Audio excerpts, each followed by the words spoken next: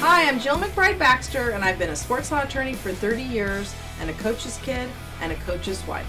I get up every day to protect people, be an advocate, and their trusted advisor.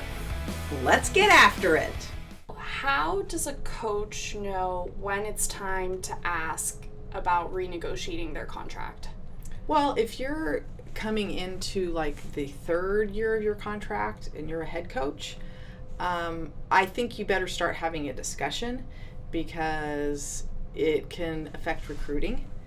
And I think that's a big concern for everyone, especially in the head coaching situation and when you have leverage. If you just came off a big season and you were in the top 4 of the country and in a BCS bowl, you need to be going in to renegotiate your deal at that point because you have leverage. The minute you don't have leverage, you're not going to get as good of a deal. So I think it's really important because I think timing is everything, and you got to know when you've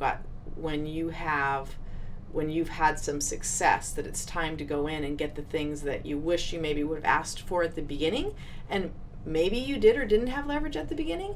And maybe it's time to look at the words in the contract and see if some things you could get changed that might affect you long term, because as a head coach, you're responsible for a whole staff and all other coaches. And maybe it's time to figure out, maybe there's some people on your staff that need to be maybe compensated a little bit more,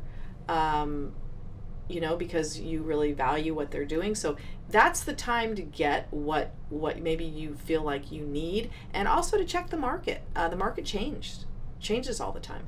And I mean, last year we had some really big contracts with coaches. And so when the market changes also, that's another time to consider, especially if you've got leverage, that, to compete in the market, the market's gone up. Okay. So I'm going to be more expensive. Yeah. Or you should be getting what you are worth. And you need to look at your whole league too. If you're way on the bottom of where the other coaches in your league and yet you won the league, I mean, you should be getting compensated for what you're worth. So leverage, winning, I'd say those are the 2 biggest things. Are there anything else you could think of, Grace? No. I think you're the expert. Okay.